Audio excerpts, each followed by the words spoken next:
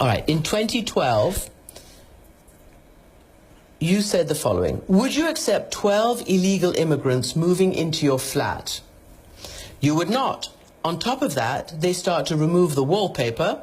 Some of them would steal your wallet and brutalize your wife. Non, madame. Non, madame. Ce propos est un propos qui est extrêmement mal traduit, peut-être. Is perhaps a problem of translation. Est-ce pour ça que vous accepteriez que 12 clandestins viennent s'installer dans votre appartement? Vous accepteriez pas? Bon, et que de surcroît, ils changent le papier peint. Et que même pour certains d'entre eux, ils volent votre portefeuille et qu'ils brutalisent votre femme. It has been... You said this in an interview. Elle est censée avoir dédiabolisé et banalisé le FN. Il n'en reste que c'est à l'arbre qu'on juge chez fruits. Je vous propose donc de découvrir une interview peu banale de sa mère, Pierrette Le Pen, née Lalanne.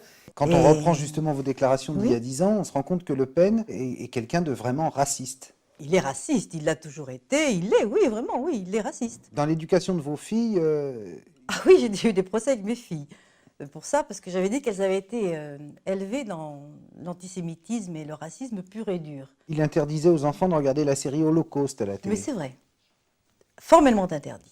Je m'en souviens très bien. Vous avez revu vos filles depuis? Jamais. J'étais interdite de filles. Elles ont complètement... elles ont pris le comportement de leur père.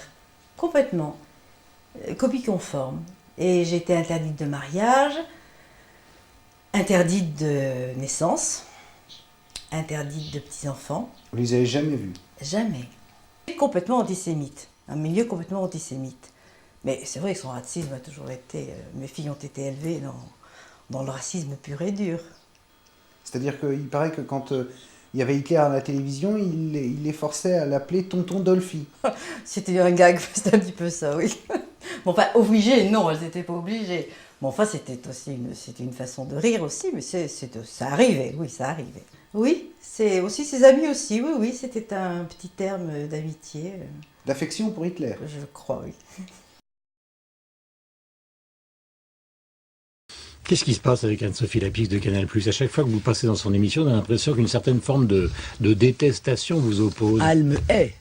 Non, la réalité, c'est qu'elle est mariée avec le patron de Publicis et qu'elle participe donc, disons, par mariage, d'un système qui me combattra jusqu'au dernier moment parce que je le combats. Pourquoi? Qu'est-ce que vous avez contre Publicis? Ah, mais parce que j'ai contre tout ce système qui mange ensemble, qui a été élevé ensemble, qui met ses enfants dans les mêmes écoles et qui a squatté le pouvoir dans notre pays en l'arrachant au peuple français. Voilà, mon but, c'est de prendre ce pouvoir à ce système, lui prendre et le rendre au peuple français. C'est tout le sens de ma candidature, tout le sens du combat que je mène depuis déjà de très nombreuses années. J'allais prononcer un mot, ça c'est pas de... Non, je l'oublie ce mot. Je l'oublie pour ce matin.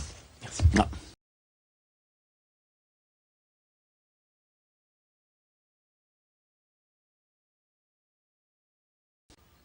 J'allais prononcer un mot anti. Si on ne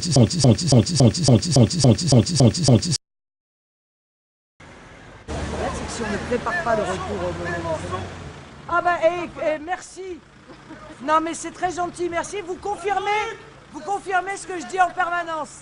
C'est sincère, madame. Vous l'avez gagné la voiture au loto ou vous l'avez gagné avec votre travail? À chaque fois que des types crient Vive Mélenchon, ce sont des Français d'origine maghrébine, à chaque fois. La presse, dans une sorte de volonté systématique de promotion de Madame Le Pen, a fait croire qu'il y avait un avant et un après Marine Le Pen, qu'avant Marine Le Pen tout était affreux et qu'après Marine Le Pen tout était magnifique. Ça n'est pas la réalité historique. Le FN fait depuis longtemps attention à son image, surtout quand il y a des caméras. Cela ne veut pas dire qu'il n'y avait pas de radicaux dans ce défilé. On a vu qu'il y avait des skinheads habillés... comment dire, civilement, c'est-à-dire en t-shirt jean normal, ils étaient là. Et puis elle-même a déjeuné avec Serge Ayoub, le chef historique des skinheads parisiens, quelques mois plus tôt. Donc à un moment donné, faut passer outre les affichages médiatiques et voir un peu ce qu'il y a derrière le discours. La personne avec qui Marine Le Pen a déjeuné, c'est lui, Serge Ayoub, dit Batskin. L'un des chefs d'un courant particulièrement radical, le nationalisme révolutionnaire. Il partage certains credos avec le Front National, mais pas les moyens pour y parvenir. La guerre, ça se fait pas avec des pâquerettes, ça se fait avec des combattants. Nous sommes des militants et des combattants. Pourtant, son parti compte toujours d'autres spécimens tout aussi radicaux, comme Thierry Maillard, un candidat FN arrivé au second tour des cantonales à Reims. À 37%, je vous dis merde. Non seulement il est proche de l'œuvre française, un groupuscule néofasciste, mais il est l'auteur d'une affiche toute récente qui s'inspire de la propagande nazie. Mais cette affiche est restée plutôt confidentielle et Thierry Maillard n'a pas été exclu. Ce qui est absolument défendu au Front National de Marine Le Pen, c'est de se faire prendre. Voilà. Donc il ne faut pas qu'il y ait une photo, il ne faut pas qu'il y ait un son, il ne faut pas qu'il y ait une image qui démontre qu'il y aurait à l'intérieur du Front National des gens véhiculant une idéologie officiellement rejetée. Mais pour le reste, je ne crois pas qu'elle organise une police de la pensée répressive pour rejeter les éléments les plus radicaux. Au contraire, elle en a besoin. Dans son entourage, il y a des gens très radicaux qui n'en sont jamais inquiétés. Vendredi, exactement, je suis allé voir le compte Twitter de la présidente du FN pour regarder ce qu'elle avait posté comme message récemment. Et en fait, sur un profil Twitter, il y a d'un côté les abonnés, les gens qui suivent tes messages, et de l'autre, les abonnements, c'est-à-dire les gens que toi tu suis. Marine Le Pen a 4000 abonnements et je me suis dit, tiens, mais qui elle suit? J'ai cliqué et découvert la liste des 4000. Donc, ouais, voilà, cette liste-là. Ça, c'est la liste des 4000. Des gens que suit Marine Le Pen. Eh ben, parmi ces abonnements, il y a beaucoup d'élus et de responsables du FN, des journalistes, mais pas que. Donc ça, c'est elle qui choisit de s'abonner. Elle fait la démarche d'appuyer et de s'abonner. Exactement. Et dans la liste, il y a aussi plein de militants ou de soutiens, dont beaucoup de comptes ouvertement racistes et islamophobes.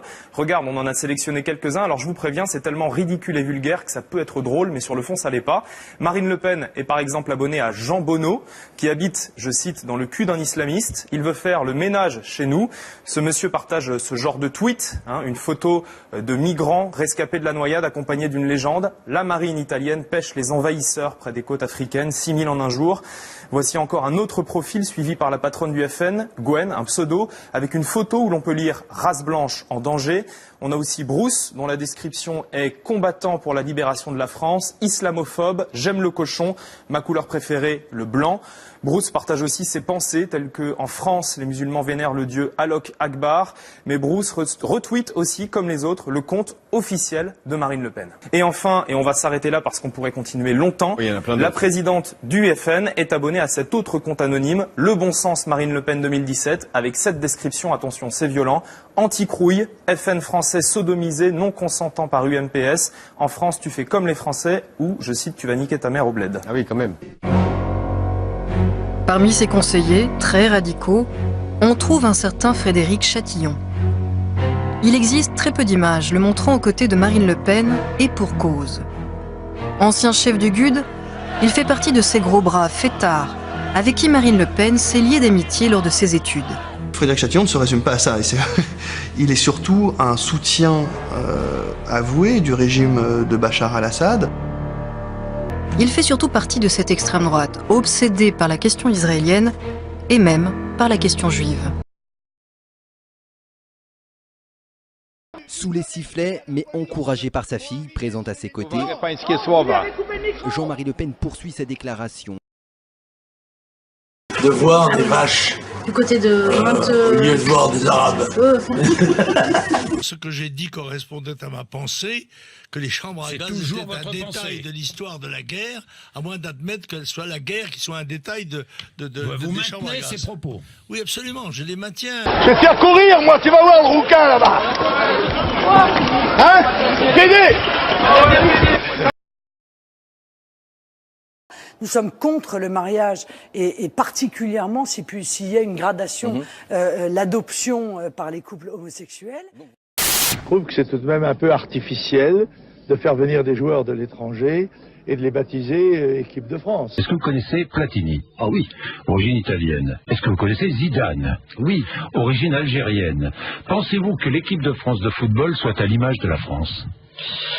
Non, je ne pense pas. Non, je le pense pas. En septembre dernier, un cliché apparaît sur la page internet d'Anne-Sophie Leclerc. Il met en scène la garde des Sceaux Christiane Taubira. Ce photomontage est passible de poursuites pour injures à caractère raciste. Anne-Sophie Leclerc, qu'est-ce que vous avez à répondre? Mon Dieu, quelle affaire dans un pays de 65 millions d'habitants. Bon, il y a d'autres problèmes que ça, mais enfin, je veux bien vous répondre tout de même. Un autre sujet qui est dans l'actualité à la suite des insultes racistes dont elle a été la victime, Christiane Taubira, ministre de la Justice, a été élue femme de l'année par le magazine Elle. Et je voulais avoir votre réaction. Je vous vois souffler. Bah écoutez, oui, parce que c'est vrai, au bout de 3 semaines, je veux dire, à tourner autour de Madame Taubira, honnêtement, je pense qu'il y a des sujets qui méritent d'être abordés. Bon. Ben, on en a abordé, là. Oui, mais peut-être pas assez. Mais... Non, mais il y a pire que ça. Vous savez, quand on traite Marion Le Pen de salope bon... C'est aussi le mauvais goût.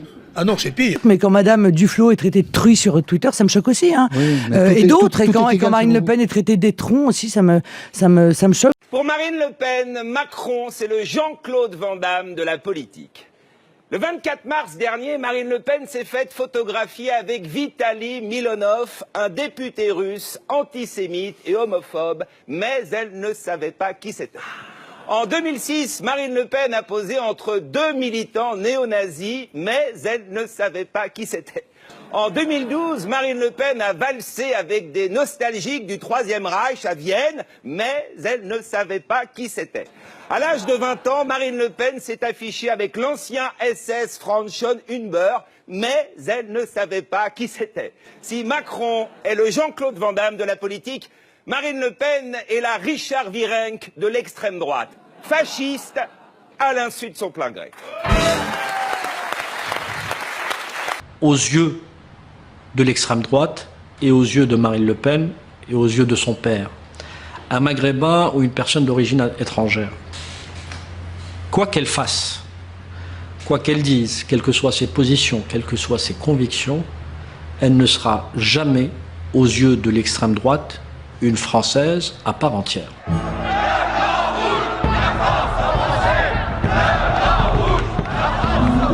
La France aux Français, mais lesquels?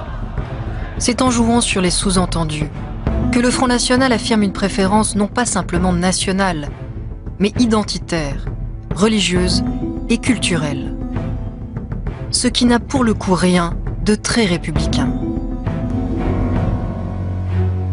D'une certaine manière, elle est encore plus inquiétante que son père.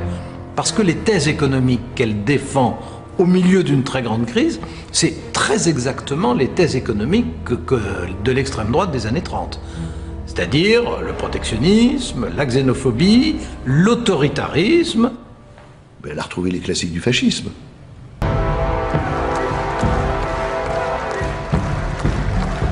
Et ici, Marine Le Pen était plus dangereuse que son père. Elle lui ressemble beaucoup. Il y a une véritable agressivité chez Marine Le Pen. Il y a une véritable agressivité. Et tout ce qui peut la freiner, barrer la route et ainsi de suite, peut susciter chez elle des réflexes d'une très grande brutalité. L'héritière est bien la fille de son père. Mais Jean-Marie Le Pen provoquait pour exister. Sa fille, elle, retient ses colères dans l'espoir, peut-être illusoire, de prendre un jour le pouvoir. J'appelle le peuple de France à nous rejoindre de toutes ses forces, de toute son énergie et de tout son cœur, à tous les Français et à vous, mes amis. Je vous le dis, les plus beaux jours sont ceux que nous allons vivre. Vive le Front National! Vive la République! Vive la France! À un moment ou un autre, les Français la verront telle qu'elle est vraiment, c'est-à-dire une personnalité avec une vraie violence. Dans le noyau dur, le cœur nucléaire de tout ça, c'est un fond de violence. Arrivé à cette étape de sa conquête, un seul obstacle peut stopper l'héritière. La démocratie, la vigilance et le vote des Français.